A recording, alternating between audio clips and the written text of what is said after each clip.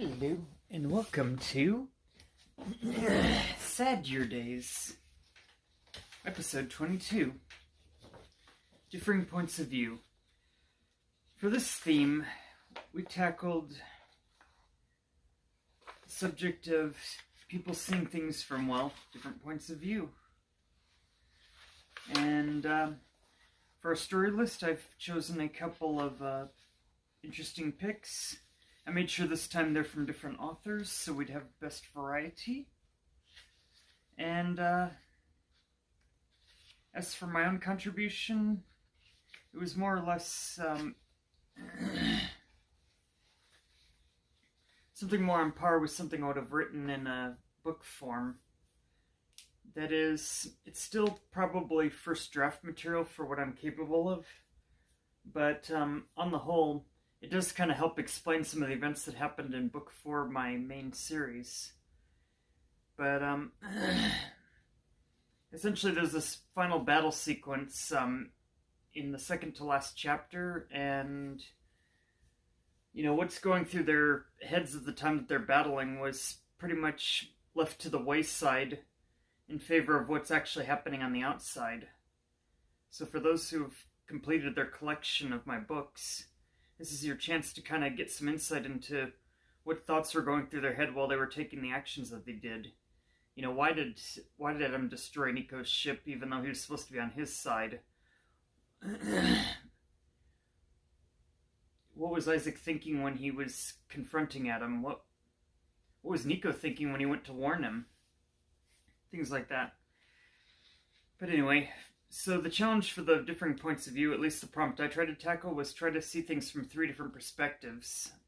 And that was definitely something new for me. I find that when I work with fiction of any kind, it's usually either from one point of view, or which is usually like the title character's point of view, or it'll be less about a point of view and more of a, this is what's happening to the outsider looking in. So here we go. Our first story today is called Roses for Memories. And this one was done by a fellow user named Sabrina. And their prompt was, write about a person trying to see something from another person's point of view. Which is fairly perspective, driven, and it's something of a challenge, I guess. And the categories are contemporary, fiction, and sad, which is how it got on this show in the first place. And it begins like this. I stand in front of your grave.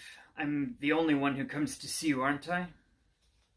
I'm the only one who recognizes your lasting impact. Your tombstone has aged quite a bit. It's begun to crack. The tones and atmosphere of this place are dull, reminiscent of death. Perhaps it is because of the winter sky, or maybe it is because you were never fond of bright colors, even though it is a contradiction. I place yellow roses on your grave. I caress your name that's been etched into the surface of the granite. Memories begin to flood into my mind, and I become lost in the past. Why did I always seem to find myself in that position, curled up like a hiding child with you crouched over like a protective shield? I was kneeling, facing the wall. You were behind me with the arms outstretched on either side. Palms were pressed so hard against the wall they had turned white. Relentless shouting came from behind us. I didn't dare turn toward the source. I rested my forehead against the wall, covered my ears, and closed my eyes tightly. I foolishly believed if I tried hard enough I'd become invisible. The bottle suddenly hit the wall and shattered above us. It covered our heads in broken glass. You let out a frightened yelp. The clatter broke my concentration and my body tightened in fear. Jake, please, just stop, you pleaded. Deep down I wanted to tear that man apart, but I was just a scrawny 12-year-old girl. He'd snap me in half if I tried. The next time you touch my stuff, I'll break your pretty little neck, you hear? I won't, I promise, you said. He shoved a chair out of his way. You jumped as he walked into his room and slammed his door shut. You let a sigh of relief, took my hands from my ears, and turned towards you. Your face looked haggard, and your hair was a mess of brown girls. I think they meant curls, but okay. All of those features I'd learned to love and hate because they were yours. Are you okay? You asked and looked over me as you brushed the glass out of my blonde hair. I'm fine, are you? I asked. You nodded as tears fell down your cheeks. Please, we need to get out of here. He gets worse every day. I don't understand why we have to live with this stranger. I said, and I wiped away your tears. Yes, I know. As soon as I get a job, we can leave. You managed to smile to hide your fear. You wanted to seem brave for me, but your eyes betrayed you. I put my hands on your shoulders. No, we need to leave now. We've been on the streets before. We can do it again, I begged in vain. Please, just be patient. I'll get a job soon and things will get better, okay? You always say that. You and I both know no one's going to hire you until you stop and clean yourself up. You paused for a moment, stared at me blankly. I knew it was impossible to reach you. I'd already lost you long before they returned you to the earth. I will. I'm already working on it. Those words were empty. They were unintentional lies. I held back my tears, turned away, stood, and ran out of the house. I slammed the door closed behind me and slipped down to my knees. We were similar that way. You hid behind a smile, I hid wherever I could run. Neither of us wanted to burden the other with pain. That was the way our lives had always been. Wasn't it? Living with strangers in what decent society calls its slums or ghetto part of the city? Sometimes we even lived on the streets. I'd learned to steal, lie, and hide. I was naive to any other way of life. I didn't know any different. I didn't expect any different. You were a drug addict, addicted to heroin. You used it to deal with your problems and the stress of living the kind of life we had. You'd do anything to get your hands on it. Sometimes I wondered if I was part of your problem, if dealing with me was the reason you felt you needed to numb the pain. I don't really have many memories of you before you became an addict. When we were homeless, before your mind was completely lost to heroin, you would try to make life seem like it wasn't so bad. You'd take me for walks in the park and show me beautiful flowers. We'd go to the store, you and I'd make several trips around the store and eat samples till we felt like we had an entire meal. When we lived on the streets, we would sit on the park slide and look at the stars together. You used to name constellations and point them out to me.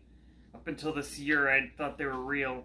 I guess to us they were, but that was before the world shut out all glimpses of light. You lost your waitress job, used what money we had left to feed me, and then you used it to feed your new addiction. Something had changed. Eventually life got the better of you and you couldn't keep pretending anymore. You started to up the dose of heroin. We began living with strangers who you paid behind closed doors.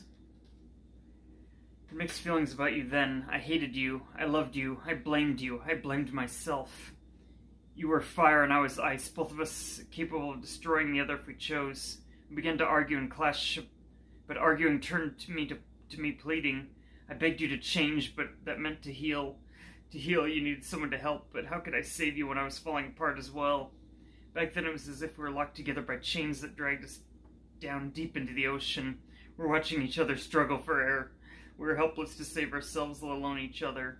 An inescapable fate is the path that is impossible to avoid, a situation that is inevitable. My entire life had been an endless round of inescapable fate, and so was yours. We were trapped in the same life. We both searched for ways to escape, and in the end, your escape was your undoing. It took you from me. Maybe that's what you wanted. Perhaps you wanted to leave me. I wanted to escape, but I was bound to you. There was no running from it. Every emotion I had tied me to your fate. I wanted to mend our relationship, but every time I tried to get close, it was as if I was being pricked with the thorns of a rose bush. You put up barriers between us. You were afraid, so you kept me at arm's length. I thought it was my fault, that it was something I had done, but in reality it wasn't. You didn't want me to watch you destroy yourself, but it's been pushing me away. You were destroying me. When I could no longer stand to be near you, I'd climb in a tree and look around myself. I cursed my life. For me, life was like being a bird with a wounded wing. How you longed to soar away, but you are grounded. You wished to leave the nest, but fear what would become of that bird who, in spite of its brokenness, has strived to care for you. All you've ever known has been this nest. You know nothing of the world beyond. I do not pretend to understand what you felt or thought through your last days, but I know this. You were human. You felt the coldness of the snow. You felt the wetness of the rain. You bled out when you were cut. And you laughed when it was funny. You shouted when pushed past your breaking point, and you were pushed too far. You escaped your fate the only way you knew how. You severed the bonds that held us together. You left the nest in me behind, something I was afraid to do to you. After you were gone, I felt like I was standing at a two-way crossroad. No matter what I chose, it would always be the wrong direction. Wherever I ended up, I would never belong. I wonder if you felt the same. Every day you were faced with choices and none of them seemed right, but you still had to decide what you were going to do next. You not only had to choose for yourself, but for me as well.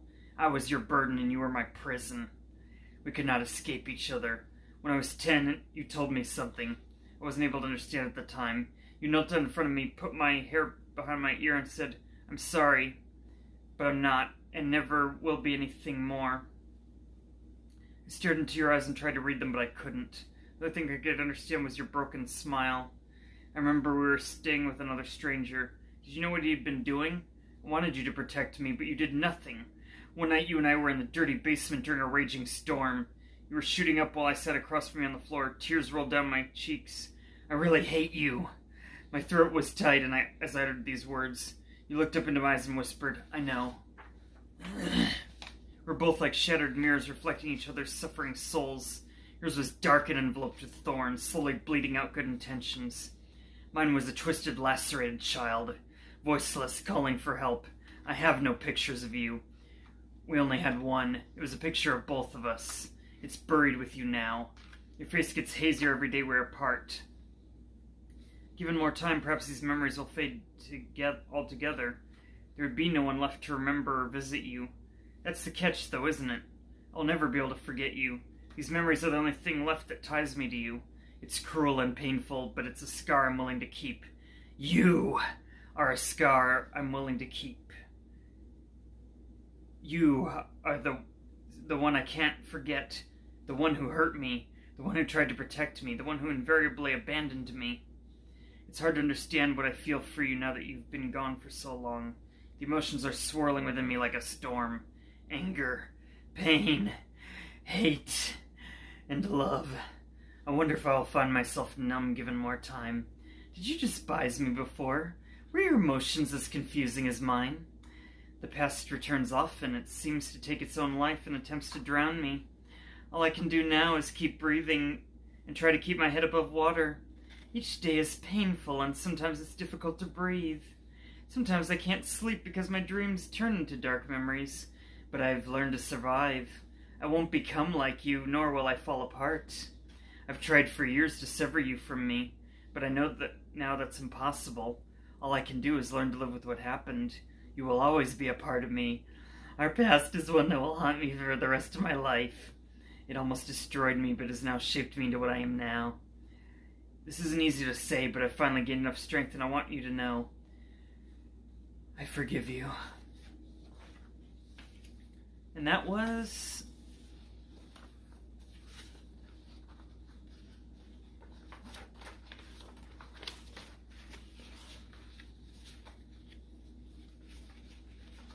here it is. Roses for Memories. Final thoughts? Wow. That was a heart-wrenching tale. I felt myself almost crying here, and that rarely happens when I read these. Because, well, I can't really say that I've ever been in a situation like what they endured with respect to being somewhat of an addict. I have, admittedly, had a mother who used to use tobacco and, is diagnosed with clinical depression. And I might have a little bit of that myself by diagnostics, but, yeah, to put it bluntly, if she wasn't, sleeping the day away because she just, or, just in a state where she couldn't get herself out of bed because she was just like, ugh, which I can kind of be like that nowadays, too. It's like she wasn't there. And other times she'd be kind of manic, she'd just be like, "I'm not here." When I'd try to call for her, and she'd just kind of be rocking back and forth like this, and then... So, in a way, symbolically speaking, it's not that different, I want to say, than being addicted to drugs, except even with rehab, you can't really quit the disorder, necessarily, and arguably, if drug use is considered to be a disorder as well, you never really leave the disorder. At best, you can kind of manage yourself to where you don't use the substance anymore, or you're not controlled by it at the very least. And in some cases, one may use it, but just not enough to be dangerous, depending on what the drug happens to be. It'll vary, from person to person. I mean, one of the more underdiagnosed addictions would have to be caffeine, but how many of us can honestly say that we're just not us without our cup of coffee or energy drink or our caffeine pill or cup of tea, something like that. If you depend on it to get through your day to where you're constantly laying in bed, need this now, that's when you know you've become an addict. And I'll be honest, I've been addicted to caffeine since my last semester of college, when I was working 60 hours a week and being full-time, though thankfully my classes were online, so that gave me some leverage to get my assignments in, but still. That was probably both the highest and the lowest point of my life, in the sense that I was being very, very productive, earning lots of money comparatively for the time, and simultaneously the most exhausting time of my life. I mean, I slept in shifts. It was pretty, brutal, to be honest. Even if it was only for like 3 months, still. Now, I kind of got off track there, but in essence, it kind of hits hard how they're able to portray it realistically, but also somewhat poetically, as you might have gleaned from my intonations and how I pronounced it. And I also like the fact that I had a good occasion to use kind of my psychopathic voice that I often use for such characters as Evan Forsaken when I read the creepypastas, or just about any character that's completely gone out of their head, or is in a state of extreme mixed emotions, like maybe they're sad, maybe they're also angry, maybe they're also spiteful, So, yeah, all in all, I only caught really maybe one potential typo that tripped me up, so I'd say this still deserves a 10 out of 10 rating from me, just for the sheer quality of what it's conveying. And even I make small mistakes here and there with respect to things when doing writing and stuff. But I try to make ones that are less obvious if I do make any at all. That way it doesn't disrupt the flow of things too much. Anyway, and now I bring us to our next story, called I Love Myself by Anne Nace. Categories: funny, sad, and coming of age. Interesting. Drama and comedy. Let's see how well this meshes. Anne Josephine Nace stared up at the bubble revolving around her head and became aware of the troubling gas pocket in her belly. This is from the perspective of a side character. That was the prompt. She showed me a mental picture of her mother. If you cry, she will come, I told her. The infant began to cry, and Mom came running. After some process of elimination, the woman patted down and bounced her newborn and let out a big toot. The happy baby showed me a feeling, one that mingled relief with gratitude. This first exchange built the foundation of trust she had in me as her inner voice. At first we practiced the basics. Listen to Mom, I said, and don't eat that bug you found. Anne's personality, however, jumped the basics earlier than expected. She began inserting herself into conflict before she even learned how to read. Anne stood up to a neighborhood bully twice her size before turning 4 years old. Hey, she said, puffing her chest out. You leave my brother alone. The bully screamed, Shut up, twerp. Careful, you're in danger. Anne collapsed on the ground and played dead, sticking her tongue out for effect. The bully, perplexed, nudged her with his toe. That's one way to do it, I said. Anne used her bravery and silliness to charm people. Every time her parents took her to a restaurant, she wiggled out of the booth to work the room. Her tiny head appeared at the edge of random tables. What you eatin'? She asked. If they answered, she started telling jokes. By 5 years old, she had 7 chicken jokes. It didn't matter if they had Alfredo or barbecue. She made it work. The tables roared with laughter. Dad always retrieved her by the back of her overalls. My daughter, a regular Henny Youngman, he said as she giggled. At times, it would have been easier being the eternal voice of a brick wall. The words "be careful" didn't resonate with this little girl. Instead, she sped downhill on her bicycle as a spaghetti-armed 10-year-old. Front tire hit a rock and she sailed over the handlebars, tumbling across gravel before settling in a heap. "You're hurt. Call for help." Anne fought me, unwilling to show weakness to other kids watching from afar. She stood up on shaky legs and stumbled home with her bike. Blood dripped down her arms and glistened on her white streamers. "What am I going to do with you?" In her second year of college, Anne had falling out with her childhood best friend. It broke Anne's heart, and they never reconciled, as she mourned the end of their friendship. A chain of misfortunes sent Anne further into a downward spiral. Drowning in college debt, she made the difficult decision to drop out of school and look for work. Her long-distance girlfriend broke up with her via correspondence. A week after that, her dog died. The magnitude of her sorrow and panic as she maxed out her credit card at the vet's office scared me. "It is going to be okay, Anne. We'll fix this." When the collections bureau called, she sobbed, afraid she'd ruined her life. Her thoughts drifted to a potential end to her suffering. I wrenched her mind back to her duties. "No, I'm not letting you duck out of hard work. You keep going." And pushed everyone away from her bleeding heart for years following that dark time. She didn't want to see her blessings, convinced the pain of loss would kill her if she ever let her guard down again. I watched as Anne transformed from the precocious child into an anxious and bitter adult. She began to view love and friendship as a hazard, a potential source of more pain. Her depression escalated to anger with the introduction of alcohol. When Anne drank, she twisted her talents in on themselves to fashion weapons. Her humor became biting and cruel, her intelligence calculating and self-serving. These were the times when we were most at odds. "Anne, I wish you could have seen this place," her brother said animatedly of his travels. There was a huge mirror in one single piece that made up the entire wall. He replied, "Big enough for you to see your whole reflection?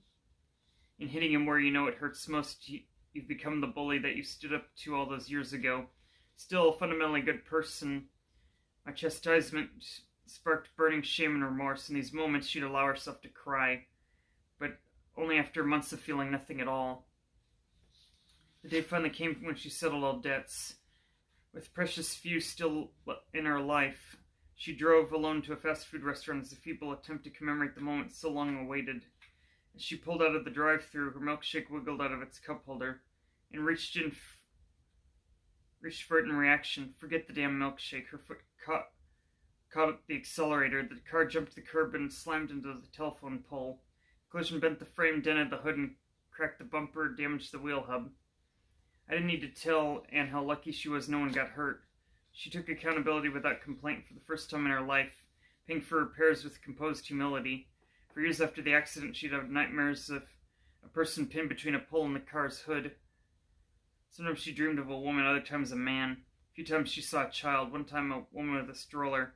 Every time Anne awoke in a cold sweat, she prayed in gratitude that no one had been on the sidewalk that day.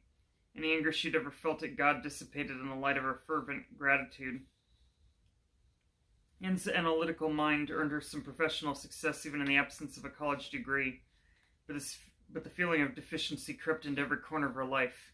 No longer bitter, Anne searched for a salve for her loneliness. It started with status symbols, a new car, new clothes. If it were that easy, every sad person would buy a new life. Then she sought out thrills like skydiving. "You're trying too hard," I said as she glided to the ground. At long last, Anne embraced simplicity and found her way back to bicycling. This rediscovered freedom helped Anne to meditate on the evolution of her life. On one ride, she heard a car coming up fast behind her. "It's too close, lean right," and let herself fall into the grass without hesitation. The car sped by, missing her within inches. She felt the force of the vehicle in the air around her. For the first time in a long time, she acknowledged my value, and also, consequently, the value of her life. The first time Anne spoke to me, she sat watching a flock of geese in the river. "I don't know what to do," said Anne. "I'm unhappy and I feel lost. Do you remember what you said to the skydiving instructor as you were strapped to his chest, kneeling in front of an open door at 10,000 feet? This is the furthest I've ever gone with a man," Anne recounted, chuckling. "Do you remember what you thought about the whole time you plummeted to the earth?" "I hoped for my joke to land safely," Anne answered. "What does that have to do with the price of bananas?" Everywhere you go and everything you do, you leave a piece of yourself. There's joy in you, Anne, but unless you learn to share it without fear of pain or loss, what if I get hurt? You've already fallen so many times. You're a lot stronger than you believe. What if I lose everything? Humble yourself to work in times of hardship as you always have. I promise you will always have me. And locked herself in the office and practiced writing comedy. Before jumping to monologues and stories, she started on gags similar to her old chicken jokes. Joke writing proved to be no small feat, and less than 10% of her writing survived. In the beginning, she wrote jokes like, "Meteorologists are so inaccurate. They said today would be fair, but my girlfriend just took off with all my shit." "Clean it up," I told her. "Share your joy, not your misery." Zan wrote, "There was once a gnome from Cape Cod whose paint was chipped and flawed, but he smiled a great deal. Joy he could not conceal. His owner rocked a bikini, thank God." Atta girl, Annie. Anne bombed at the stand-up comedy so severely it made onlookers cringe for the woman. Then a rhythm began to form. She seemed to float with breathless exhilaration, and gave up drinking so she could hear me more clearly as she improvised on stage. Sobriety helped her become that little girl again, standing up to tell jokes for the hell of it. Our relationship strengthened, and so did her craft. Everything she produced I advised on, stories, sketches, comedy sets, and learned how to nurture her premise through conflict and arrive at a point. The point almost always being love or joy. She accumulated more rejection letters than she could count, but her writing remained genuine and her spirit evergreen. Silver began to streak through her chestnut locks. Before we both knew it, Annie grew into a lovely but feisty old woman, wealthy in love and friendship, and she shared her comedy in her own home in front of the fire, and found it to be the greatest of all spotlights. She continued to ride her bike along into old age, still measuring herself by how she weathered the uphills. If you slow down, you might see a few more seasons. She thought about the bloody streamers all those years ago. I think this is how it's supposed to happen, Anne affirmed as she labored to the top of the hill. She made it to the top out of breath and spots dancing in front of her eyes. Dropping her bike in the grass, she slunk down against a nearby tree. "How'd I do?" said Anne, eyes closing. "Better than last time and the time before that. Will next time be much different?" "Circumstances will always change. The little one will make some decisions that delight you and some that appall you, but you will both become one voice in the end. I love you," said Anne, finally at peace in our shared heart. Anne's departure from this life was poetic for her, but clinically traumatizing for the group of teens who found her. They ran screaming for help after poking her body several times with a stick. She would have laughed, but already in another lifetime, a gentle voice said to a cantankerous baby, "Let's make this time perfect." And that was, I Love Myself. Final thoughts? That was very good. I mean, it wasn't like all that sad in a traditional sense, but I realized they're kind of balancing a comedy and with, sad here. But yeah, I kind of like the idea that we transcend into other lives, and spiritually speaking, I can kind of get behind that. It does kind of help to explain where some of our obsessions can come from. For instance, I used to be obsessed to death with the idea that anyone could think that a ship was as unsinkable as the Titanic and then make all those poor decisions that led to, the tragedy that happened in April of 1912. And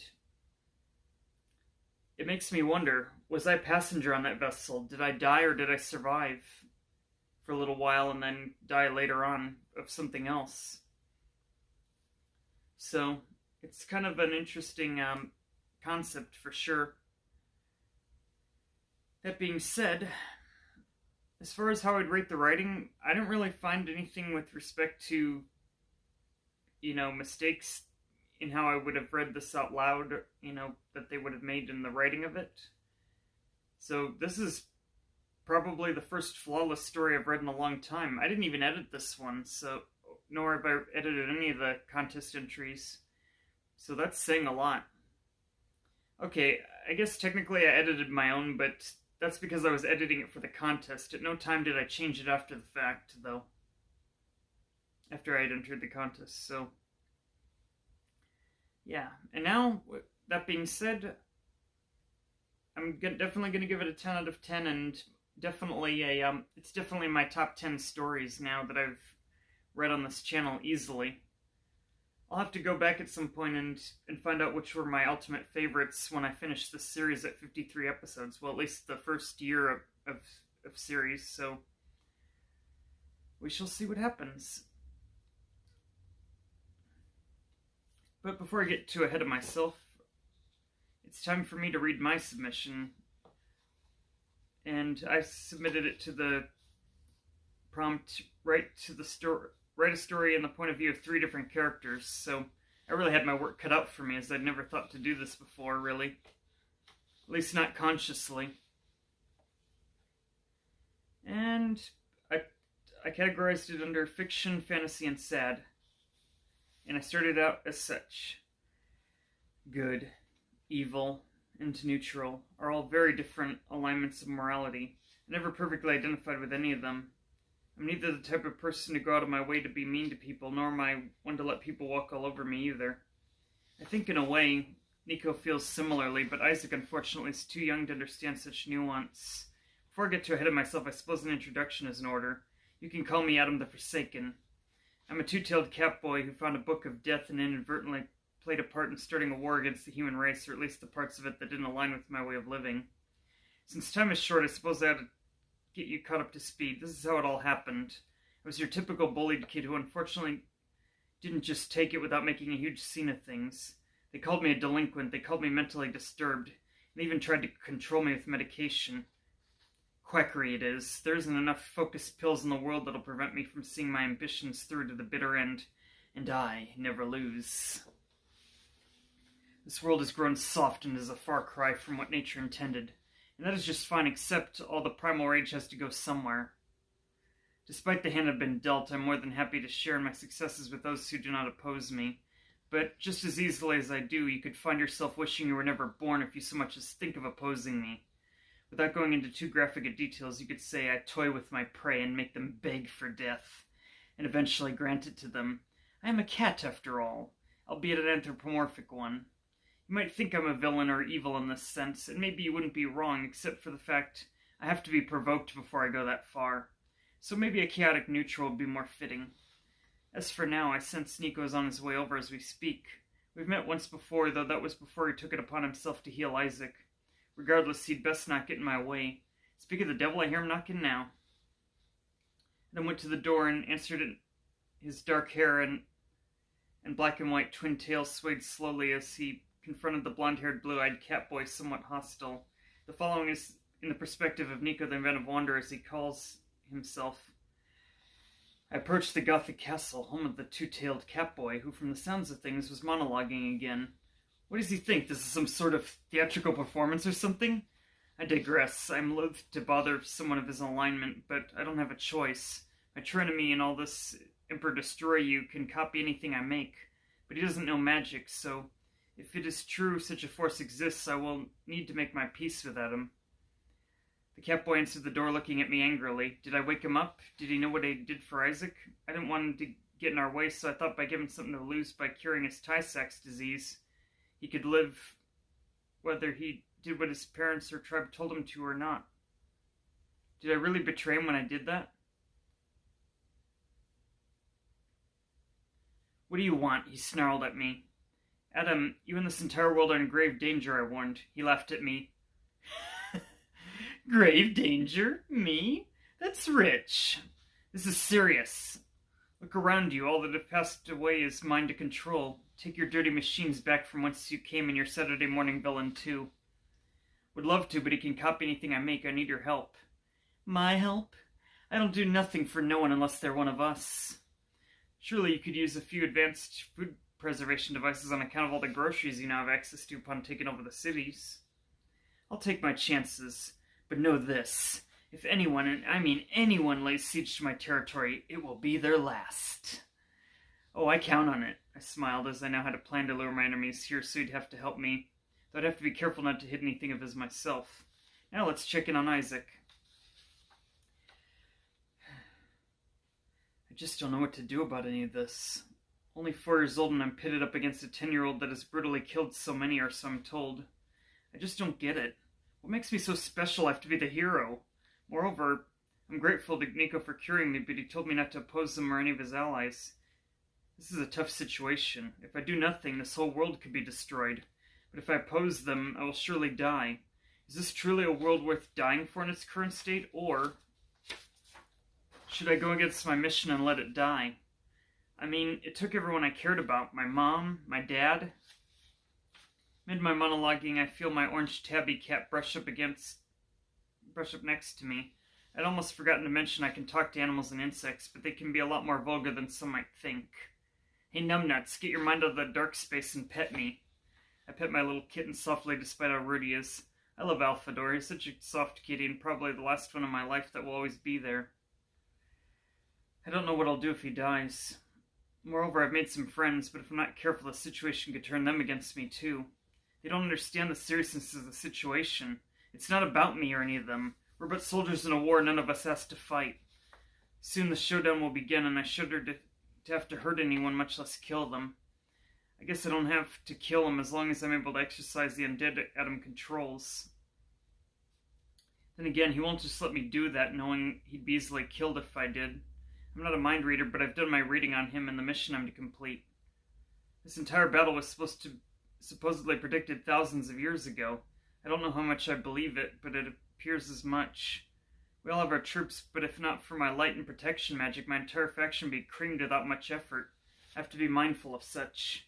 Moreover, there are other factions besides ours involved in this for other reasons, and it'd be quite messy to try to sort out who's on our side and who we can in good faith protect. Regardless, I have a bad feeling about tomorrow and about Emperor Destroy You.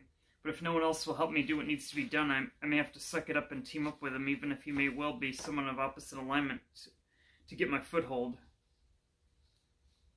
I don't think he has a motive for why he does, just excuses he makes. Regardless, I'm here for one thing only, and no one told me how to do it or not to do it. I will deal with the fallout after I've rid the world of undeath. If Adam kills him and raises him as undead, I'm toast, so I have to take care of Adam first by any means necessary. And so dawn approached, and sure enough, Nico and Emperor Destroyer were exchanging blows with each other's machines. Isaac took advantage of the situation to confront Adam by attacking his castle, despite one of his friends urging him not to as they'd turned to his side. Isaac, don't do it! You misunderstand. He's here so he can be free. Buck, don't get in my way. He can't control that dark power forever. No sooner had I knocked on death's door, or consecrated it rather, Emperor Destroyer turned on my friend and shot him point blank in the skull with his arm. Canon. As touching as this was, he was a liability in the plan. Damn you, Destroyer, this wasn't part of the plan.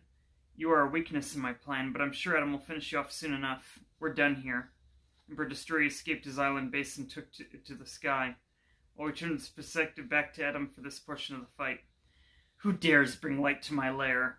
I look outside to see the human Isaac. He should never have come here, for as I said in the beginning of the story, I do not take kindly to those who oppose me, but I know he won't just die like the many other humans who have come before me. I will have to beat him up some before I can hope to do that. Wear out his magic and be careful, for he can put my undead to rest. I trust the living in my ranks can match wits with his faction members well enough. I heard the sound of doors open. Hello, human. I can see it in your eyes. 'Tis me you oppose. However, I should warn you, not a single person who's come against me has ever lived to tell of it. I've been waiting for this day for so long. Isaac pounded his staff in the ground, sending several earth spikes my way, but I jumped aside. This is really going to be fun. I've never met an opponent who can possibly match me magically. I snapped my fingers and the candlelights flickered on to reveal an army of undead behind me. Some of them began casting darker elemental attacks similar to his, but radiated a dark aura as they launched. He dodged pretty well for one so young, but I have him on the run now. In the blink of an eye, I peer behind him and grab him with one of my two prehensile tails and bash him into the ground. Despite seeming to enjoy this, it very much brings back haunting memories of how my siblings beat me up and yelled, "Mom's not here." "Mom's not here, kid." The human child mewed, which was a bit surprising since his face was worse for the wear for how I'd bashed him around. Before I knew what had happened, an orange cat popped out of his bag and clawed my face, forcing me to drop him, and I pulled the cat off me as it ran away. Weakly, he got up and cast some sort of rain of light spell, which sent light raining down upon me, and I could feel the sting as the darkness within me was clinging to me. This is no good. I have to kill him. I cannot let him exercise me or my minions. Without my command, my dead began striking and clawing at him. The others kept casting spells on him.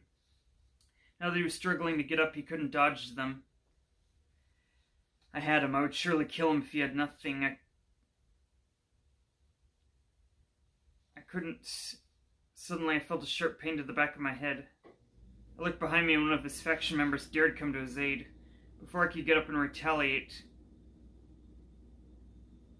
one of my living Forsakenness grabbed them and began beating them up with a mix of dark spells and physical attacks.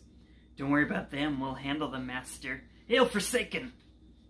And yeah, this is why we sometimes say Hail Forsaken when, in these books and stuff, or just in general, if you're a Forsakenist, you can say Hail Forsaken, and I'll be pleased that you either watched this episode or read my series enough to get the reference. Or talk to me at any length of time to get the reference. In the confusion, Isaac cast a healing spell on himself, and I cast a darker one on myself. Seems we're at quite the impasse indeed. For every spell he uses, I have one to match it. However, it seems neither of us are particularly good at physical attacks. Time for a special attack he couldn't possibly copy. My two tails grabbed a pair of short blades, and I got into pouncing position and pounced right over him, which seemed to surprise him until I slashed away at him from behind me with my two tails. He was critically wounded, but then shapeshifted into some sort of multi-elemental being. One of his limbs was made of fire, the other of earth, another of water, and another was transparent and decidedly air. Meanwhile, the rest of his body seemed to take on combinations of this sort as well, but in perfect balance. That's it. Balances. If I can extinguish just one of his elemental pieces, it'll short out the form. As I thought this, I received a rather rocky kick to the face. I death-gated down to the sewers and tackled him down. Sure enough, his fire limb was flickering from touching the sewage water. He cast a spell on me in desperation, and I was on fire. Took quite a bit of damage. And though I was on fire, I wasn't giving up. I'll kill you if it's the last thing I do. Suddenly my words turned into a hate beam from my mouth. He seemed incapacitated, but when I went to pick him up, he hit me with a light beam. There we lay until the hate built up from all the fallen, and the hope of those who fought valiantly forced us to take a non-corporeal form and essentially become the essence of light and dark. Right about then, an evacuation was taking place of the so-called innocents to a special planet set up for this. My guess is they were going to blow up the planet, and I was right. Unfortunately, the source of what would blow it up came from several galaxies away, so I blew Nico back home literally, thinking it was him that was going to do it. I couldn't let anything take away what I'd worked so hard to achieve. In the end, though, Isaac and I killed each other in our non-corporeal forms, and the Earth was reborn. All the people opposed to each of us, except for Isaac and his faction, were killed off. I came to find out our destiny wasn't to extinguish either light or dark, but instead restore balance to both sides. Yeah, pretty anticlimactic, but in truth, having too much of one or the other could be too much to handle. Still, it's nice to know my life had any purpose at all. But what does one do after the main campaign is over? I never really excelled at school, and without my powers I'm just a two-tailed cat. Suppose time will tell what my next chapters of life hold. And that was Triality War. Final thoughts? Well, I can't really give it a 10 scale rating because that's a bit of a conflict of interest here. I can say that I did notice something that did stand out to me that maybe some readers who followed my series so far did, and probably noticed was, okay, what happened to the part where they merged with their girlfriend or boyfriend to become these entities or whatnot?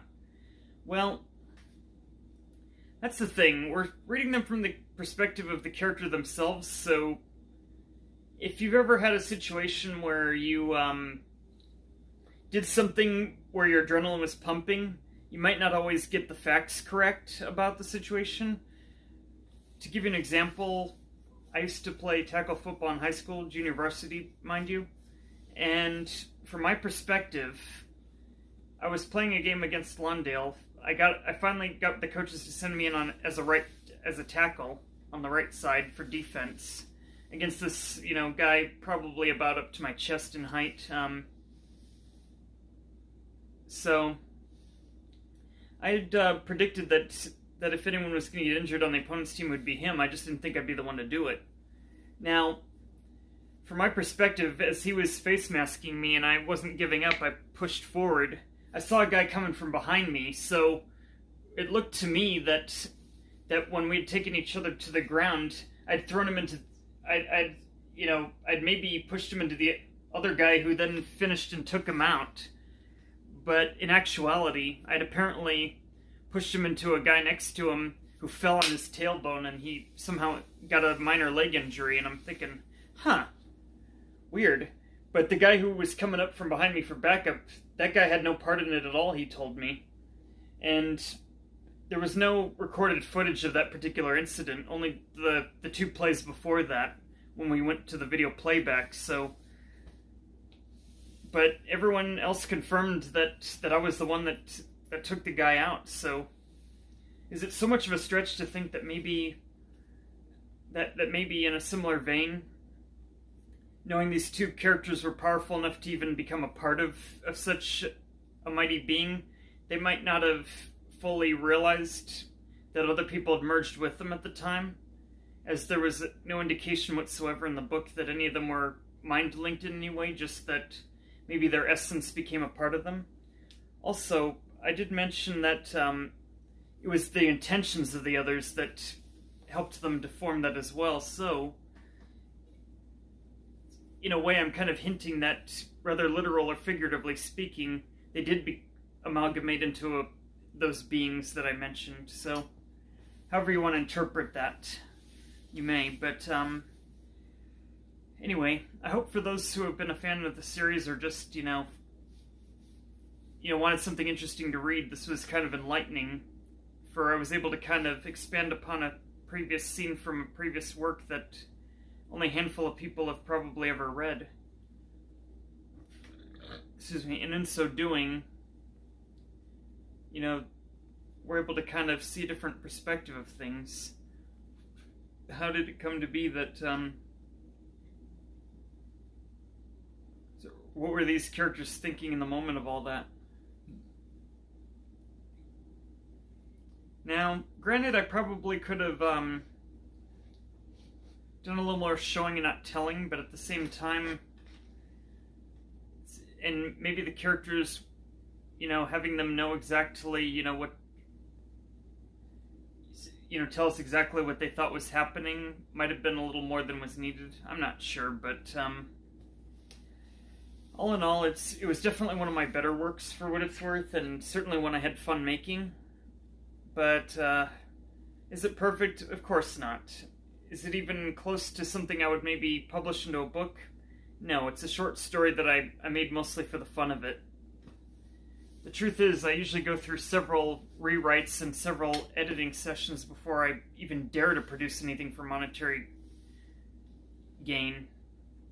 In fact, there's still, I want to say, short stories that I'm mostly experimenting with right now that they're meant as amusement to my fans, and they're free to view if people happen to know where to find them. I kind of keep them under wraps a little bit because,